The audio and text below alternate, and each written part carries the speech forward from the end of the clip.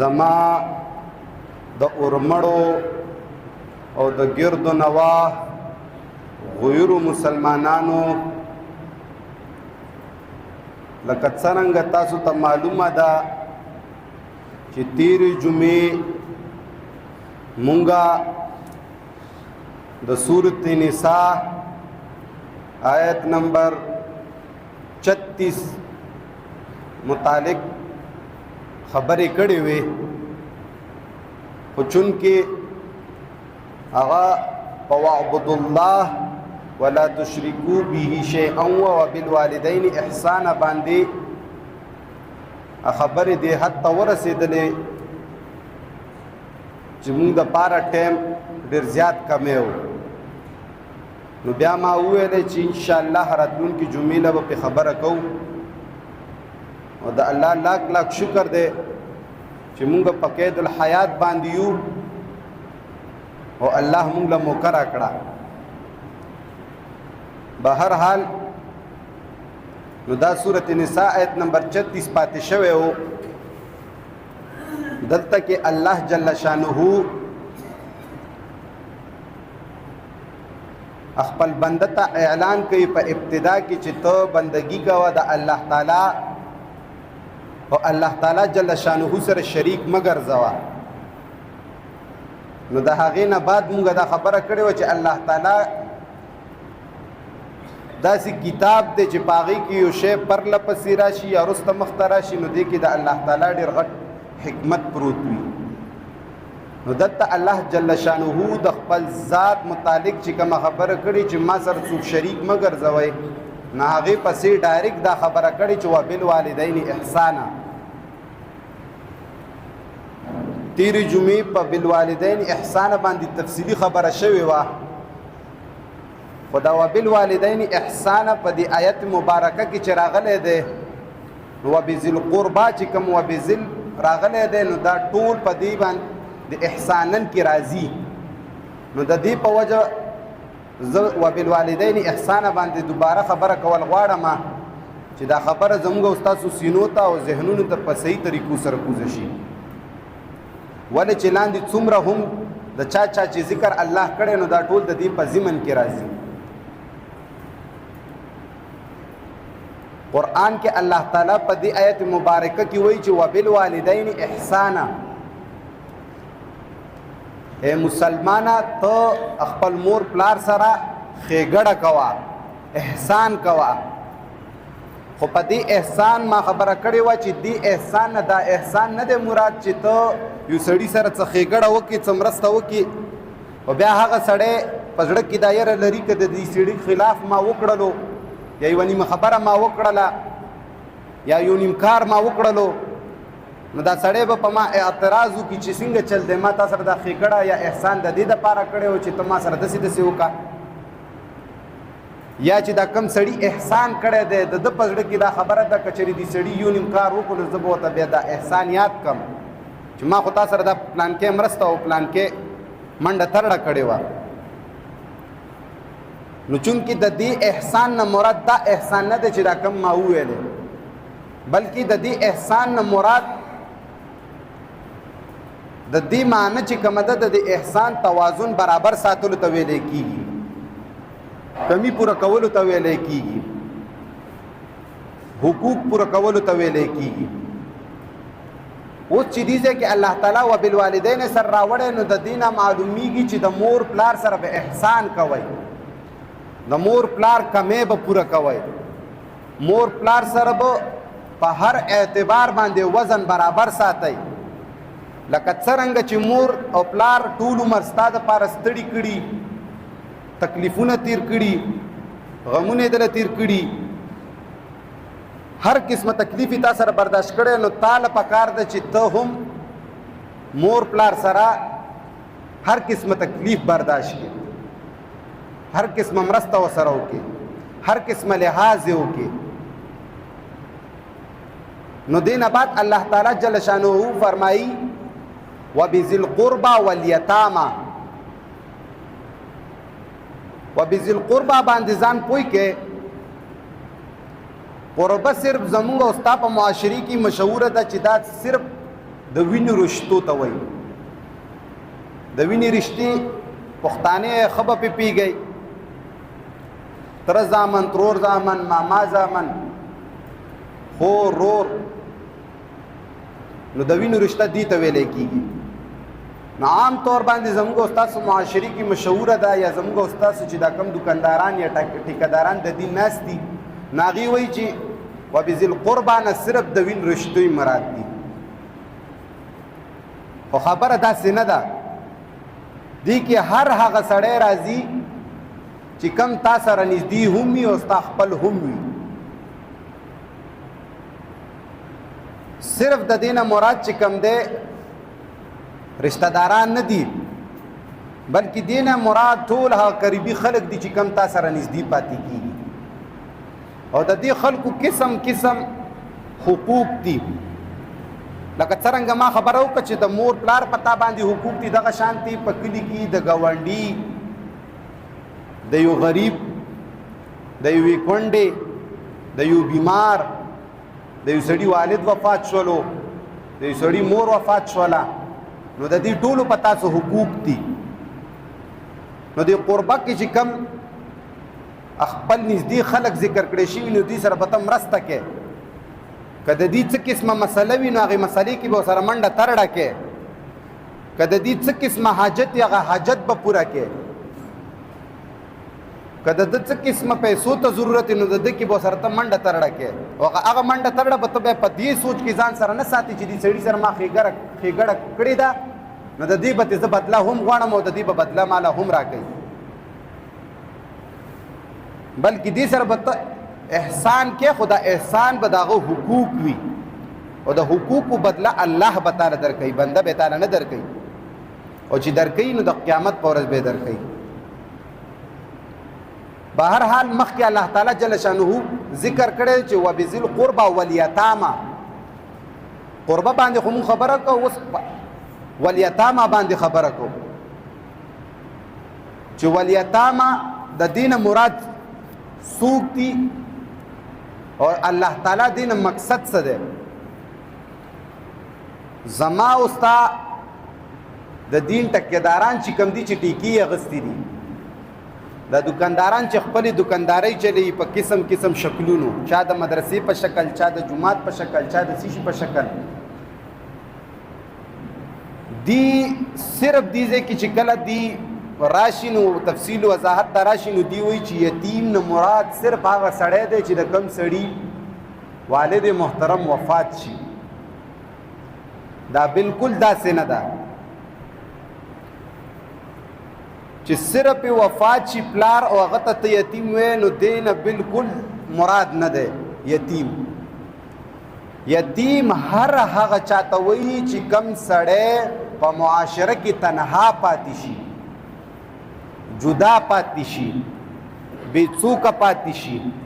بې سړیه پاتې شي، بې زوره پاتې شي. مختلف قسمه انفرادیات شته دی چې په هغې کې دا مبتلا شي، جدا شي، یتیم شي. او زه دا نه یم چې دی نه صرف دا یتیم مراد تی نه دی، مراد تی دی خدای په جزونو کې راځي. دا هم یو قسم دی چې پلار وفات شي، دا سړی بالکل بې څوکه شي، بې زوره شي،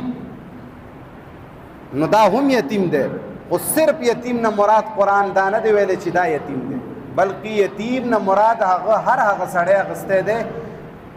چې کم سړی بې څوکه وي، زوري نه وي، تنها وي، هیڅ څه نه وي، نو هغې ته یتیم وایي. نو الله تعالی جل شانه وایي چې دغه سړی چې یتیم پاتې شي په معاشره کې، دې سړي سره به څه کوئ؟ احسان به کوئ. ما خبره وکړه چې دا وبذل چې راغلی دی، دا ټول د احسان په دې والدین باندې هم راځي، قربه باندې هم راځي، والیتامه باندې هم راځي. مخکې چې کوم ذکر د چا راځي دا ټول د دې په ضمن کې راځي. خو نن سبا زما او ستا مولا، قاری، مفتی، د سټیج یا د ممبر خاوند څه کړي دي؟ د هغې یو خیانت تاسو له زه وښیم، او د دې وضاحت زموږ والد محترم کړی هم و. امید دی الله نه چې تاسو ته به یاد وي، خو چې دوباره یې ذکر راغلو نو ضروري ده چې زه یې ذکر وکړم. کني هغه ډېر ښکلې طریقې سره سمجاو کړې وه دا مسله. نو دې ځای کې الله تعالی جل شانه فرمایي چې ته احسان وکړه یتیم سره. او زما استا مولا وایي چې احسان ورسره څنګه وکړه، څنګه طریقې سره احسان کوي. د مولا احسان ته ګوره. په یو حدیث مبارکه کې راځي چې رسول الله صلی الله علیه وسلم فرمایي چې لا يرث ابن الابن مع الابن. اول بدل زه د خپل د دې امت د ټیکدارانو دو نمبري وخم چې دې کې کما دو نمبري کړي ده. زما استا مولا د دې معنی کوي چې پلار کله مړ شي نو چې کم زوی پاتې شي د هغه د نیکه نوسی چې کم پاتې شي، نو چې پلار یې مړ شي نو دې نوسي ته به د پلار په مرګون باندې حصه نه میلاویږي. اصل کې د دې معنی داسې نه ده، خو دا ما تاسو ته صرف ښودنه کوله چې نن سبا مولا کومه ګوته کړې هغه ګوته دله ښیم چې هغه دې نه دا مراد علي چې کله پلار مړ شي نو نوسي له به حصه نه میلاویږي. نو چې نوسي له حصه نه میلاویږي نو دا خو یتیم دی، دا خو بې څوکه دی. هلته کې الله تعالی جل شانه فرمایي چې احسان به پوره کوئ، هغه سره به ښېګړه کوئ. اوس دې ځای کې چې دی دا خبره کوي چې نه به میلاویږي، دا په دې وجه باندې کوي چې دی په دې مسله باندې یا پوهه نه دي یا دا مسله دی پټوي. الله تعالی جل شانه وضاحت کړی دی د دې خبرې، خو افسوس چې مولای ما او تا نه پټوي نو څه به وکړو چې زما او ستا د منبر خاوند غداري کوي، مسله پټوي، نو مونږ د انګریز نه یا د اغیار نه به څه ګیله وکړو. به هر حال زه به اصل مقصد ته راشم چې دې ځای کې دی خو مونږ سره دا کار کړی دی چې یتامه نه دا مراد اخیستی دی چې بس صرف مور پلار یې مړ شي بس دا یتیم شولو او دې ته به په میراث کې حصه نه میلاویږي. هله چې کله د پلار په ژوندون باندې دا پلار یې وفات شي او دا ژوندی پاتې شي نو دله به د نیکه په میراث کې حصه نه میلاویږي. ولې دی دا وایي چې په قرآن کې د نوسي ذکر نشته دی. نو مولا صاحبه چې ته دا خبره کې چې په قرآن کې د ابن نه د نوسي ذکر نشته دی، نو بیا به زه یو اعتراض وکم، بیا د هغې اعتراض جواب هم راکا چې قرآن کې د نوسي ذکر نشته دی، نو بیا به زه دا یو اعتراض وکم چې د نوسي چې کومه ښځه یي هغې سره د نیکه نکاح جایز دی. ولې جایز دی؟ چې کوم ځای کې الله تعالی رشتې حرامي کړي نو هغې ځای کې د نوسي ذکر نشته دی چې د نوسي ښځه نیکه ته حرامه ده. دا اعتراض زه د پوهې په طور دا نه کومه چې که چېرې ته دا خبره کې چې نوسی ذکر نشته دی په میراث کې، نو بیا زما دا اعتراض دی چې دا هم نشته دی چې د نوسي ښځه به نیکه ته نه نکاح کېږي، او دا به په قرآن کې تا ته یو ملا هم ونه ښایي چې د نوسي ښځه نیکه ته نه نکاح کېږي. جواب که درکوي څه جواب به درکوي؟ نو جواب به مولا تعالی دا درکوي، تعالی به وایي چې هلته خو قرآن کې الله تعالی ویلي دي چې وحلائل ابنائکم. هلته نه په نکاح کې دي قیاس کوي چې زامن چې کوم دي د هغې ښځې نیکونو ته حرامې دي، جایزې نه دي. او نکاح کې بیا قیاس کوي چې دا د نوسو ښځې هم نه دي جایزې، ځکه چې دې ځای کې دا ابن ذکر راغلی نو د ابن لاندې نوسی آلریډي راځي. نو د نکاح په موقع چې ته کله تپوس کوې نو د هغې به دا جواب درکوي چې په ابن په ضمن کې نوسی راځي. خو چې کله دې ځای کې د میراث مسله راشي نو مولا وایي چې لا یرث ابن الابن مع الابن. پلار چې کله وفات شي نو نوسي له به حصه نه میلاویږي. ولی به نه میلاویږي؟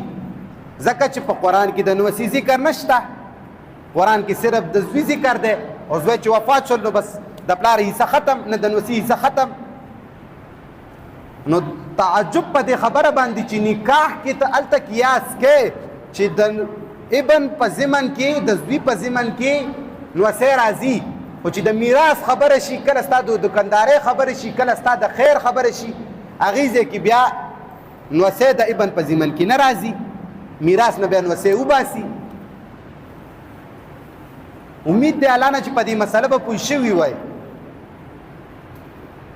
چې په نکاح کې زوی د هغه په ضمن کې نوسی راولي، خو کله چې د میراث خبره شي نو بیا وایي چې دلته کې خو د نوسي ذکر نشته، نو گویا کې نسوي ته په میراث نه میلاویږي چې پلار یې وفات شي. نو ملا صاحبه چې ته هغه ځای کې قیاس کې، هغه ځای کې نوسی د ابن په ضمن کې راولې، نو دلته ولې نه راولې؟ بهر حال دا یو منافقت به ورته مونږ ووایو، یا به یو د دې تکذیب به مونږ ورته ووایو چې دی دلته کې کذب نه کار اخیستی دی. خو ما خبره کوله د احسانا چې الله تعالی جل شانه ویلي دي چې ته به احسان کې یتیم سره، ته به نوسي له په میراث کې حصه ورکې، ته به نوسي باندې یا یتیم باندې خیال ساتې. هر هغه سړی چې کم په معاشره کې همداسې پاتې شي، تنها پاتې شي، اگر که هغه د پلار وفات شي یا همداسې مالي اعتبار سره یا همداسې جاني اعتبار سره تنها پاتې شولو، نو ته به د هغه مرسته کې، د هغه به حقوق پوره کې. شاعر وایي که نه چې دستار کے ہر تار کے تحقیق ہے لازم، دستار کے ہر تار کی تحقیق ہے لازم، ہر صاحب دستار معزز نہیں ہوتا. اے مسلمانہ تجی کلا هم مانکے نو افسوس پتا باندې چې ته په دې باندې په خپله غور فکر نه کې. زما استاد مولا دا سوچ جوړ کړی دی چې په قرآن کې عقل نه چلیږي، په قرآن باندې به غور اور فکر نه کې. بس چې څه هم زمونږ اباو اجدادو لیکلي دي، بس چې څه هم مونږ ته د خپلو اکابرو نه راغلي دي، بس دا دین دی، دینا اضافي به تاسو پکې تحقیق نه کوئ، دینا اضافي به پکې تاسو ګوتې نه وهئ. افسوس مولا تا قرآن اعلان کوي افلا یتدبرون القرآن. اے مسلمانہ تو په قرآن باندې تدبر ولې نه کې؟ اے مسلمانہ تو د قرآن په آیاتونو باندې تدبر ولې نه کې؟ قرآن بار بار دا آواز کوي چې دا قرآن د عقل والو د پاره دی، دا قرآن د تدبر والو د پاره دی، دا قرآن هغه کتاب دی چې ته پې تدبر اور غور وکړي نو تا ته به هغه مسلې، هغه حقایق معلوم شي چې کم تانا غیر الله پټ کړي دي، چې کمې تانا د کتاب په شکل کې پټ کړي دي، چې کمې تانا د مسلو په شکل کې پټ کړي دي، چې کمې تانا د احادیثو په شکل کې پټ کړي دي، چې کمې تانا د روایاتو په شکل کې پټ کړي دي، چې کمې تانا د فقه په شکل کې پټ کړي دي، چې کمې تانا مختلف په باطلو طریقو باندې پټ کړي دي، هغه مسلې به تا ته معلوم شي. لیکن افسوس افسوس زما په مولا باندې، افسوس زما د منبر خاون باندې چې هغه کله منبر ته وخیږي نو هغه عوامو ته وایي چې قرآن کې به غور اور تدبر نه کې، دا قرآن چې ته زده کې نو د مولا نه به زده کې.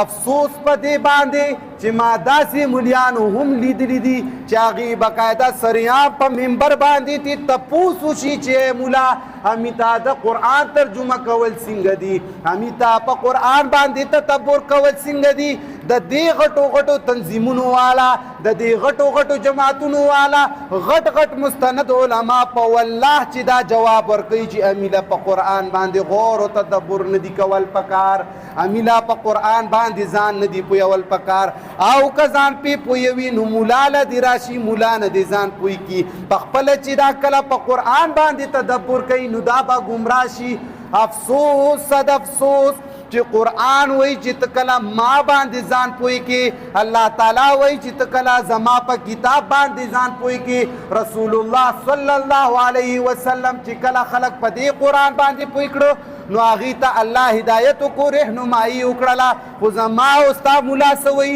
که چېرې عامي دې ته په خپله کېناستو نو ګمراه به یې کي ګمراه. داسې ده او که نه ده؟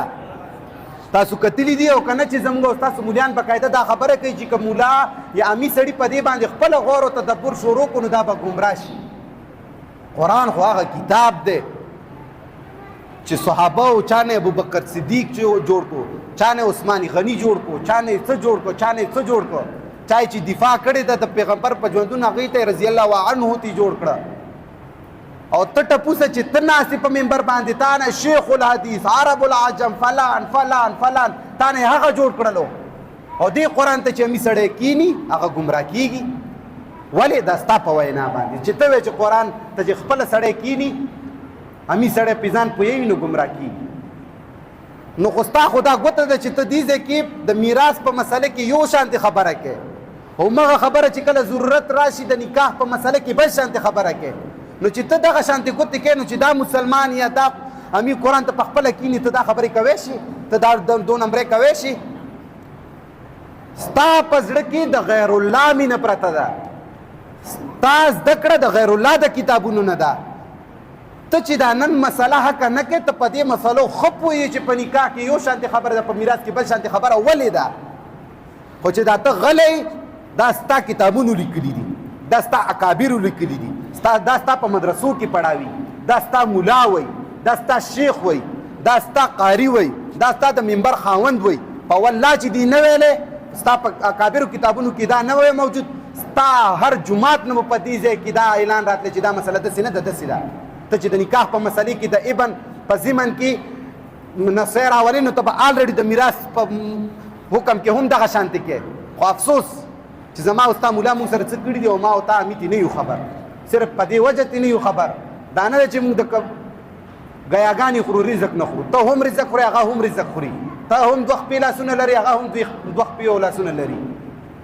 خو کمی دا ده چې تا ځان ته په حقیر نظر باندې کتلي، په سپک نظر کتلي چې زه امي یم قرآن ته نه نږدې کېږم ګمراه کېږم، په قرآن زه نه پوهېږم. خو هغه ټپوس ناست دی چې کم خوا دې روانوي او کم خوا دې بوځي بس بوځي دي. نو ما چې دا شعر ویلی دا مې د دې وجې نه وویلی چې په هر څه باندې تحقیق کول پکار دي. مونږ سره داسې ګوتې شوي دي، مونږ سره داسې تکذیب او کذب شوی دی د مولا په شکل کې، د قاری په شکل کې، د کتاب په شکل کې، د روایت په شکل کې، هغه احادیثو په شکل کې چې کم پیغمبر ته منسوب کېږي او د قرآن خلاف دي. دا صرف د دې وجې نه چې ما او تا ځان غافله کړی دی، ما او تا ځان بری کړی دی چې د قرآن د مولا کتاب دی هغه به بیانوي چې څه مسله راځي مولا له به ورځم. بهرحال خبره هم کوله د یتیم متعلق چې یتیم هر هغه سړي ته وایي چې کم په معاشره کې تنها پاتې شي، بې څوکه پاتې شي. او مخې ته الله تعالی فرمایي والمساکین، احسان به کوئ چا سره؟ والمساکین، مسکینانو سره به هم کوئ. اوس په دې مساکین باندې ځان پوهول پکار دي چې مسکین څه ته ویلی کېږي. مسکین زما او ستا مولا وایي چې بالکل رزق دره کې نه لګي او داسې وي هغسې مختلف تعریفونه ورته راایستي. خو د قرآن په روح کې درته وایم چې قرآن په روح کې او د شریعت په روح کې مسکین هر هغه سړي ته وایي چې کم سړي کاروبار ولاړ، چې کم د انکم او د رزق او د کور د بچو د ساتلو هغه ذریعه ولاړی، د چا کاروبار نه وي، د چا څه قسمه دیاړي وغیره نه وي، د چا داسې ذریعه نه وي چې هغه کور ته رزق راوړي، نو ته به د هغې هم حقوق پوره کوې او د هغې حقوق مختلف طریقې سره دي. په هغې نه هم مونږ نن سبا ستاسو مسلمانانو رواج جوړ کړی دی. زما او ستا امي سړی چې نن د چا مړی وشي چې تعزیت ته ورځي، نن سبا زما او ستا مسلمان چې په چا باندې بده ورځ راشي د هغه تپوس له چیزي، نن سبا زما او ستا مسلمان چې په یو مسلمان باندې څه قسمه مصیبت راشي یا بیماری راشي چې دای تپوس لځي، دا والله اکثریت داسې خلک دي چې هغه په دې بنیاد ځي چې که نن زه دې سړي ته لا نړم نو دا به سبا زما مړي ته نه راځي، که نن زه د د بیمارۍ تپوس ته لا نړم نو دا زما بیمارۍ تپوس ته نه راځي، او زه چې نن ځم نه د دې وجې نه ځم چې دا زما بیمارۍ تپوس ته راغلی و. زه چې د مړي تعزیت ته ځم د دې وجې نه ځم چې دا زما پلار ته راغلی دا زما رور ته راغلی دا زما پلانکي ته راغلی نو د لالچ په بنیاد ځو د الله او د الله د رسول د سنت او د هغه د قانون مطابق نه ځو د هغه د وجې نه ځو په دې باندې غور فکر کول پکار او چې لاړ شو هم زما او ستا مسلمان چې چا کره مړی وشي تعزیت ته وله لاړ شي نو هغه غریب خو هسې غم ځپلی دی د چا به والد وفات وي د چا به چې کوم دی ورور وفات وي د چا به مور وفات وي دغه شان د مختلف کورنۍ کې خلک دي چې هغه به وفات وي دا به راشي یوه دعا به وکړو بل به راشي یو دعا به وکړو بل به راشي یو دعا به وکړو اوس دې امي سړي دا صرف دا رواج دا رسم یې لیدلی دی چې ملا هم کوي مفتی هم کوي زمونږ غټ غټ مشایخ چې دا اوږدې اوږدې ګیري او دا غټ غټ پټکي والي دي هغه یې هم کوي او په والله چې د دې په خپلو د نظریاتي او عقایدو کتابونو کې دا لیکلي دي چې دا شی بدعت دی دا شی ناروا دی د دې شي اسلام کې هیڅ قسمه ثبوت نشته او همدغه سړی چې په منبر کینی هم د دې شیرت کوي چې دا مسله راشي خو چې کله د تعزیت ته لاړ شي قسم په الله چې همدغه ملا همدغه شیخ همدغه کاري همدغه ملک هم هغه ځای کې پاتېږي او لاسونه اوچت کړي دعاګانې کوي مسلمان اغیار تا کې داسې کار کړی چې ستا خپل د کور مسلې هم تاله بدلې کړي بارانۍ خبرې پرېږده تعزیت خو به پیغمبر علیه الصلاة والسلام کولو چې کله به یو څوک وفات شول ور به راغلو دغو اهل و عیال چې کوم رور به او پلار به او تره به او ماما به او کې به یې نولو په ښې طریقې سره ورته وګوري چې مخه پکېږه دا دنیا د قرآن کې الله تعالی وایي چې کل نفس ذائقة الموت غټې غټې هستۍ تلي دي او دا د خیر ځای دی چې څوک لاړل دنیا خو ډېره بې وفا او فاني شی دی دا خو داسې د ګناهونو او د بدکاریو د یوشي او د بل شي نه ډک ځای دی دا خو ډېر د خیر ځای ته تللی دی نو هغه به تسلي ورکړه چې مخه پکېږه دا په زندګۍ کې دا خبرې راځي په تا راغلې ده په ما به هم راځي او دا مونږ ټول به ځو داسې نه چې صرف ستا پلار ته دی ستا رور ته دی خو نه هغه رواج به څوک پوره کوي هغه رسم به څوک پوره کوي هغه دا به څوک کوي کورته کور چې لاس اوچت کړه او لاس ښکته کړه دا به څوک کوي هلته خو زموږ رسم رواجونه پاتې کېږي افسوس امینه هم زه ګیله کوم په دې خبره باندې او زه یې نه کوم زه به یې په چیشو کوم دا قرآن یې کوي چې ته ما نه ځان نه خبرې ته د دین نه ځان نه خبرې ته د الله د احکامو نه ځان نه خبرې ته چې ملا په کومه روان کړی ته ورسره خوښ یې نو موږ او تاسو له پکار ده چې کم خبره کمه مسله وي د هغې تحقیق وکړو دا رسمونه پرېږدی ما تاسو ته ویلي چې شرک داسې ګناه ده چې دا ډېره په وړو وړو خبرو کې موجوده ده نن چې مړی وشي زما او ستا چې کم سړي کور کې مړی وشي چې هغه په درېیمه ورځ باندې خیرات ونه کړي د هغه په زړه کې دا یره وي که ومې نه کړو خلک وایي چې په پلار نه دی خفه که ما په ومې باندې خیرات ونه کړو خلک وایي چې دا په پلار باندې دومره خرچه نه شي کولی که څلوېښتې مې معنا ونه کړه نو خلک به وایي چې دا په پلار باندې ایله 2-3 روپۍ نه شي خرچ کولی ته د مخلوق رضا ته ګورې د مخلوق خبرو ته ګورې د مخلوق نزړه کې یره ساتلو ته ګورې او د الله کلام چې تا ته کوم حکمونه کړي دي د الله چې کوم ډېر لوی ذات دی چې قیامت پر ورځ به صرف د هغه وحدانیت د هغه ربوبیت د هغه حکم به چلیږي هغه نه ته نه یارېږي د هغه کتاب نه ته تپوس نه کوې د هغه په قانون باندې ځان نه پوهې یو ادنا انسان چې د هغه د یرې د وجې نه یو نیم ناروا کار ته کوې او د الله د قانون خلاف ورزي کوې او د الله حکم نه نه یارېږي الله نه نه یارېږي او دا خبره یاد ساتئ چې دا کم د منبر خاوندان چې دي چې دا قرآن په صحیح معنو سره نه بیانوي یا د خپلو د کابرو د وجې نه یا د خپلو شیوخو د وجې نه یا د خپلو منګړتو روایاتو وجې نه یا د منګړتو واقعو د کتابونو د وجې نه هغه خو باسي مولټه زوړن دي خو دا خبره یاد ساتئ تاسو هم والله که پرېږدي مونږ هم الله والا که پرېږدي ولې چې زمونږ د غفلت د وجې نه دا نخري په مونږ کېږي تا سره 24 ګنټو کې ښځې دپاره ټایم وي تا سره 24 ګنټو کې د خپل اولاد دپاره ټایم وي تا سره 24 ګنټو کې د خپل د کور ضروریاتو دپاره ټایم وي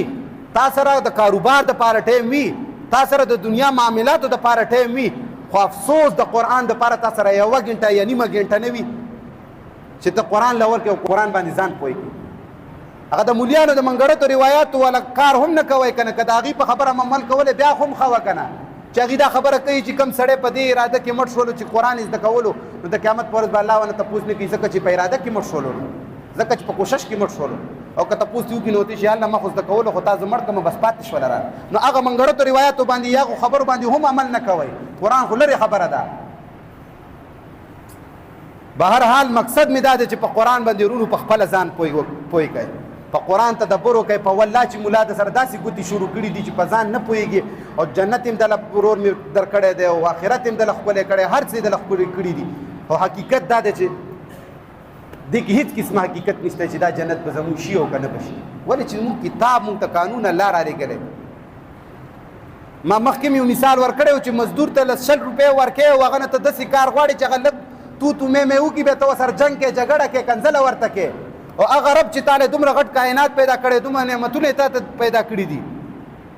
او هغه دپاره چې کوم دی صرف 5 وخته مونځ ټیټ شه او بره شه بس دا زکات ورکوه بس دا مونځ کوه تراویح کوه روجې کوه بس دا حجونه کوه عمرې کوه بس صرف دا مزدور ته ته په هغې غوسه کېږي نو سوچ کوه چې هغه الله چې تا ته دا دومره غټ کائنات پیدا کړی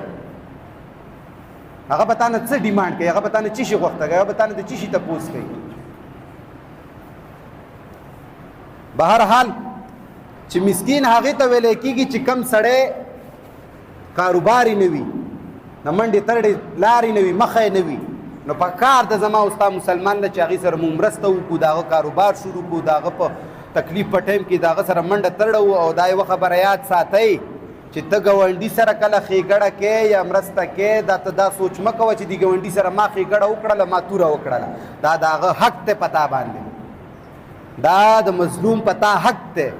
دا د غریب په تا حق دی دا د فقیر په تا حق دی ته خپل حق ورکې ته په دې شکر وباسه ته د هغه شکریه ادا کوه چې مسلمان وروره مسکین وروره یتیم وروره فلانکیه فلانکیه ستا ډېره ډېره شکریه چې تا ما نه زکات قبول کو تا ما نه د پیسې واغستې ستا ما زما د ښېګړې دپاره دې مله اجازت راکړو چې ما سره ښېګړه وکړه ته د هغه شکریه ادا کوه ځکه چې هغه تا نه شکریه چې هغه تا سره دې کې مرسته ونه کړي یا ته چې کوم دی هغه سره په دې کې مرسته ونه کړي تا نه به د الله د قیامت پر ورځ تپوس نه کړي چې ما تا ته وایي چې وبالوالدین احسانا وبذي القربى والیتامى والمساکین تا نه به الله تپوس نه کوي نو دا د هغه احسان په ځان شماره چې هغه یې تا نه قبلوي یا هغه سره یې ته کې بهرحال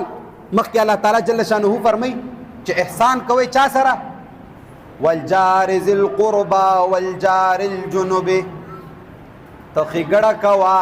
ته مرسته کوه ته حقوق پوره کوه ته هغې سره مدد کوه چا سره مدد کوه دې ځای کې الله تعالی د همسایه ذکر کړی دی خو همسایه یې 2 قسمه همسایه ذکر کړی دی یو هغه همسایه چې هغه ستا رشته دار وي یو هغه همسایه چې هغه ستا رشته دار نه وي همسایه دې وي خو یو د هغه همسایه چې هغه ستا په خپلو خلکو کې خپل سړی دې وي رشته دې ورسره او بل چې کوم دی والجار الجنوب اور هغه په همسایه چې کوم ستا سره خوا کې اوسېږي هغه به هم حقوق پوره کوي د هغه هم په تا حقوق دي روټۍ دې پخه کړله 10 نغنه دې پخه کړله ستا د کور 2 روټۍ یا 3 روټۍ یا 4 یا 5 پوره شولې چې کومې تا نه اضافي شولې اول خو تاله په کار ده چې ته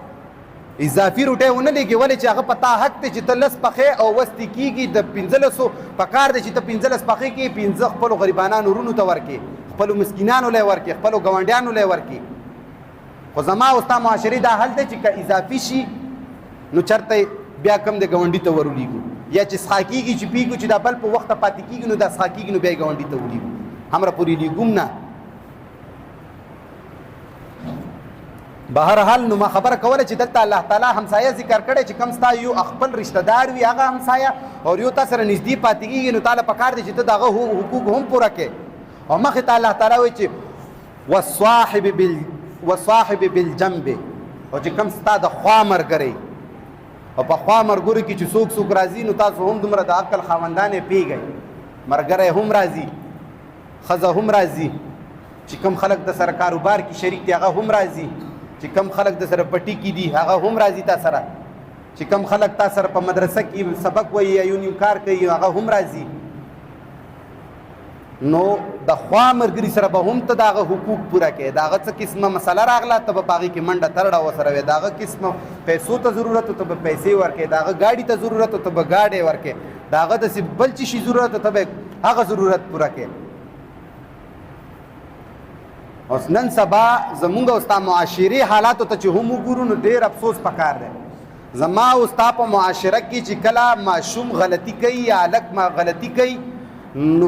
پردې سړی ورته صرف په دې یاره باندې څه نشي ویلی هغه خو ګوري چې دا هلک په غلطه روان دی هغه خو ګوري چې دا هلک د غټ عمر هلک سره روان دی هغه خو ګوري چې دا کوم هلک سره دا ناست دی دا د ښه کردار والا هلک نه دی خو اواز پې د دې وجې نه نشي کولی چې زما او ستا مسلمان کې ټول نه غټه مسله څه ده چې زما زوی له چا څپېړه ورکړو ورشو هغه سره بدماشي کوو جنګ کوو غوسه کوو کنځلي کوو ستا ما زوی ته کنځلي ولي کړي ستا زما زوی ته داسې ولي کړي ستا زما زوی سره کار څه دی ستا زما زوی سره داسې نو د دې د وجې زما او ستا د معاشرې دا حل دی چې پلار خبر نه وي زوی سره جب کې آیفون موبایل وي د زمانې دې حد ته ورسېدلې چې پلار ته پته نه وي پلار ته پته وي او موټرسایکل ورسره وي او دا تپوس دې نه کوي چې بچیه دا موټرسایکل تا چېرته نه راوسته نوې جوړه به راشي پلار پکار دی چې پلار چې بچي له کوي خو پلار به یې کوي که نه مور به یې کوي که نه چې کاروبار نشته دا زوی چېرته نه دا جامې راوړي چې ستا د بچه نوې ټوپۍ راوړي دا چېرته نه راوړي نو پخپله خو خود غافل وي چې پردي خلک پکې اواز کوي هغه سره هم جنګ جګړه کوو نو ټولو له پکار ده چې معاشره کې داسې ترتیب وساتو چې ستا روز زوی له چا څپېړه ورکړه زوی ته وایي چې ډېر ښه کار یې در باندې کړی هسې بې سبی نه یې والی بیا لاړ شه پټ هغه سړي ته ووایي چې څه په وجه دې والی نو هغه که چېرته په ناروا وجه والی هغه به تاله ووایي چې داسې داسې چلو ته به دوی چې آینده دپاره داسې کار ونه کړي که د ښې دپاره یې وی وه هسې بېسه زما بچي سره کار مه ساته خو د زوی په مخ کې چې کله تا دغه شانتې کار وکړو هغه ډاډه شي یا سبا بیا کوي یا سبا بیا کوي یا سبا بیا هم کوي به هر حال خبره مې کوله چې کوم ستا د خوا ملګری دا خبره مې دې پورې وکړه چې خوا ملګری نن سبا چې زموږ سره انډیوالي ساتي یا دوستي ساتي نو دې له دا ریلیف تاسو ورکړئ چې زما زوی ګورې غلط ځای کې ته ګزار پې کوه دا حقوق دي دا داسې نه ده چې زه صرف عارضي خبرې کوم دا په تا باندې د ګاونډي یا تا باندې د خپل ملګري حق دی چې ستا ورسره تعلق دی یا مسلمان رور دی د هغه زوی د هغه خور د هغه مور یا د هغه بل داسې رشته دار په یو غلط ځای کې ګوري په یو غلط کار یې ګوري نو تاله پکار ده چې ته پې اواز وکړې دا د هغه حقوق دي دا د دې ځای کې احسانا لاندې راځي ما تاسو ته ووایي چې وبذل چې راغلی دی دا ټول د دې ضمن کې راځي دا حقوق دي هغې چې ته دا حق به د هغه پوره کوې نو مخې ته الله تعالی فرمایي چې وابن السبیل په دې ځان پوه کې چې دا قرآن د عربو په زبان کې رانازل شوی دی نو چې د یو شي حقیقت مونږ معلومو نو چې دا د چا په لغت رانازل شوی نو هغې ته به ګورو وابن السبیل هغې خلکو ته وایي چې په لاره کې یو سړي سفر کولو یا د بټوارو کشوله یا د پیسو ضرورت شو یا په لاره کې موټرسایکل خراب شو یا په لاره کې ګاډی خراب شو یا په لاره کې نور څه مسله ورته راغله هغه غریب دغه شانتې ولاړ دی څوک شته نه نه ملګري شته نه څوک د مرستې شته نو تاله پکار دی چې هغه سړي مرسته وکړي د هغه حقوق پوره کړي او مخې ته الله تعالی وما ملکت ایمانکم چې کله هم راشي زما او ستا د منبر خاوند دا خبره کوي چې غلام قیدي چې کم سړی په جنګ کې ګیر شي کم سړی چې تا اغیارو نه نیولی دی دې نه صرف هغه مراد دی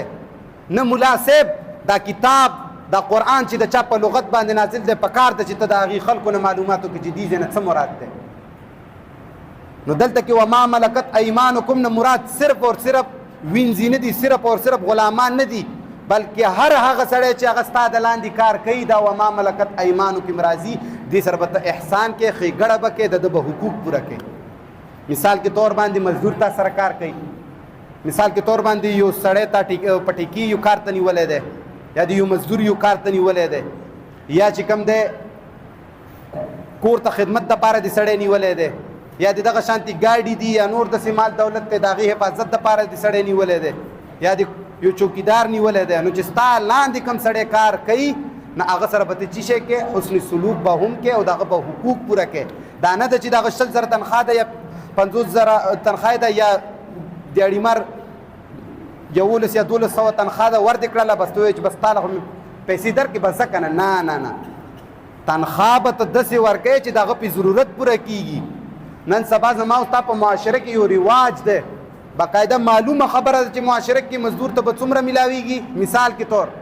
مزدور ته به د ورځې 1000 روپۍ میلاویږي مصري ته چې کم د مشر وي په دې کار کې هغه ته به څومره میلاویږي یاره هغه ته به 15 میلاویږي د تنخواه ورکولو طریقه دا ده چې ته کله یو سړي له پیسې ورکې نو ته ضروري نه ده چې په هغه طریقې وچلې کې چې کوم رسم رواج دی بلکې دا ضروري ده چې د هغه پې ضرورت پوره شي دا سړی چې مزدوري کوي دا د مستۍ دپاره نه کوي دا سړی چې ستا سره خادمي یا څوکیداري کوي دا د خدای دپاره نه کوي دای کوي دای په دې بنیاد کوي چې دا غریب مجبور وي د پیسو ته ضرورت وي د یو شي ته ضرورت وي نو چې تا هغه ته 100 روپۍ ورکړي نو 100 روپۍ نن سبا چی شی دی ته چې 1500 روپۍ ورکړي نو هغه ته دا چی شی دی بلکې پکار ده چې تا هغه نه تپوس وکړي ورور جانه څه قسمه مسله دې شته څه قسمه بیماري دې شته یا چی شی دي هغه درته وایي چې یار دغه شانتې مسله مې ده نو چې تا ته پته لګي چې په 2000 کار کېږي 2000 ورکړه تا ته پته لګي چې په 10,000 کار کېږي 10,000 ورکړه خو چې وستې وي چې وستې نه وي ورته ووایي چې ورور جانه به چې څومره مې وست هغه در کوم په هغې الله تا نه نیسي خو په دې به دې الله خامخا نیسي چې رسم رواج جوړ دی او د هغې مطابق یې ورکوي اگر چې تا سره پیسې شته او ته استطاعت والا یې نو پکار دی چې کم سړی وما ملکت ایمانکم کې مې خبره کوله چې کم سړی ستا لاندې کار کوي تا له پکار دی چې ته څه شی وکړې ته د هغه حقوق پوره کړې او مخې ته الله تعالی د دې خلکو نتیجه ذکر کوي دا نن سبا زما او ستا په معاشره کې دا شی شته دا زه چې دا خبرې کوم تاسو مخاطب کوم د قرآن کې د یهودو اعتراض و چې دا پخوانۍ کیسې دي د پخوانۍ خلکو کیسې نه دي دا زما او ستا دپاره کتاب دی د رهنمایۍ د هدایت کتاب دی نو دې ځای کې الله تعالی خطاب کوي ان الله لا يحب من كان مختالا فخورا الله خطاب کوي چې مینه نه کوي الله تعالی نه خوښوي الله تعالی الله له خوند نه ورکوي څوک خوند نه ورکوي کم خلک خوند نه ورکوي مختالا فخورا دا خلک الله له خوند نه ورکوي اوس په دې باندې ځان پوهول پکار دي چې مختالا څه ته او فخورا څه ته وایي مختالا باندې ځان پوه کوي که تاسو سوچ کړی وي بعضې الکان هم داسې شته او بعضې سړي هم داسې شته او بعضې مشران ملکانان هم داسې شته چې د هغه به روپۍ حیثیت هم نه وي د هغه به د هیڅ شي وس هم نه وي خو هغه کې به غټوالی ځان به غټ حسابوي ځان ته به څه وایي چې زه هم څوک یم زه هم ما سره هم څه دي په حقیقت کې هیڅ هم ورسره نه خو چې لباس ته یې ګورې او ټشه پشه ته یې ګورې داسې به یې ته به یې که دا ورور به سم د عربیانو مشر دی یا سمه غټه فکټري ده یا سم غټ کاروبار دی خو حقیقت به یې څه وي حقیقت به یې د 2 روپو وس هم نه وي نو ځان به غټ شماري انانیت به پکې وي نو مختالا نه مراد هغه خلک دي چې کم خلک په حقیقت کې کمزوري وي په حقیقت کې د هغې هېڅ قسمه عزت نه وي په حقیقت کې هغې سره هېڅ قسمه داسې مالي قوت یا دیني قوت نه وي او ځان ته څه غټ څه وایي چې زه هم چې شی یم زه هم څوک یم